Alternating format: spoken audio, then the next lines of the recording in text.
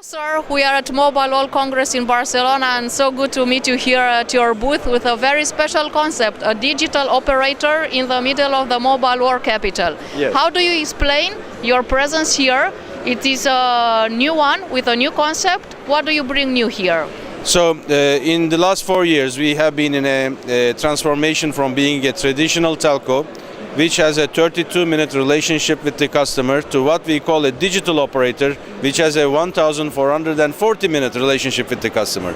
Of course, we also operate a network, but we believe that the digital applications and services we have developed gives a unique edge to mobile operators around the world to make them more competitive, to bring growth back to the industry, and also position them as the guardians of the data in their countries. Because in the last 10 years, literally a couple of companies have looted world's data, created $1 trillion out of it, but they did not contribute to local economies. Our strategy as Do 1440 is enablement of the local telcos so that they can be a player in the digital economy. That's what we have been demonstrating here. Of course, TURKCELL in Turkey and LifeCell outside of Turkey are our telecom company brands, but we changed these companies into digital operators. And those digital operators now are the fastest growing telcos around the world. So here we are exporting digital services to other telcos. You already won a prize here at the very first day of the Mobile World Congress. What is it all about? The prize was about outstanding contribution to the mobile industry, because what we are doing in TURKCELL really demonstrates that telcos are still relevant to the customers and their growth potential is unlimited. So this is the third year in a row we have been the fastest growing telco in the world. And I think, GSMA, the Foundation Association of Mobile Operators around the world, has recognized that, and they have awarded this Outstanding Contribution Award. But more importantly, this morning on this stage, I announced actually contracts with almost 30 different operators around the world. One is Digicel, who operates in 32 countries, from Haiti to Jamaica to Panama to Papua New Guinea. They will be deploying our Do 1440 strategy in their operation. The other one was Moldova. Moldcell will be deploying exactly the same services. Alt Telecom in Albania and CG LifeCell in Nepal.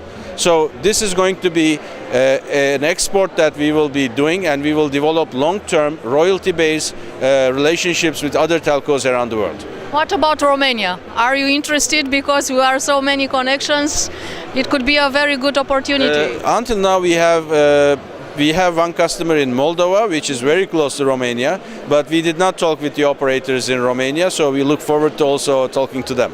Please do it, because we know that you have a lot of content, local content, and we encourage this trend because each country must prepare its. I think what is really critical that Turkey's data should stay in Turkey, Romania's data should stay in Romania, because this is the only way your artists, your artisans, your industrialists, your entrepreneurs can participate in the digital economy. Don't get your data looted by others. Hold on to it, and we can help that happen. And the final questions about this big buzz 5G this year at Mobile World Congress is huge. What do you think 5G is going to bring new in telco industry? First of all, 5G is going to be the platform for Industry 4.0. With 5G, as the latency goes almost to zero, you can operationalize artificial intelligence. You can embed artificial intelligence into different industries. That's going to be huge. Many people ask me the question, what is the real first killer application of artificial intelligence?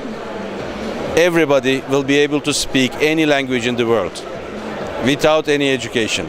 Do you think this theory that Europe is losing the momentum, the battle in 5G in front of US and Asia, do you agree with this position? I think the position is not correct. Europe is not only losing ground on 5G, Europe is also losing ground on 4G. Europe is losing ground generally. If there is any ground left, I don't know. So first of all, what has happened in Italy is a disgrace. Pre-taxing telecom industry should be a human rights violation. Spectrum is a human right. We have to give the spectrum as soon as possible to qualified operators who can deploy the fastest and best networks in the country. countries should not do tenders for spectrum. Countries should actually set deployment requirements for the network. And they should say, I want this quality, I want at this capacity, I want at this speed. And rather than doing the jobs, they are basically pre-taxing the industry, which cannot later on even spend money on the existing networks. This is unacceptable. Europe should speak up. European citizens should speak up and make sure that the politicians understand this. Another big issue is the relation between the OTT players and the telco industry. How do you think this is going to evolve, because they are taking part of the mobile industry? I don't think they are taking only part of mobile industry. They are taking the future of the countries. Look, we always say that the OTT layer actually took a lot of value from the telecoms. That is not correct.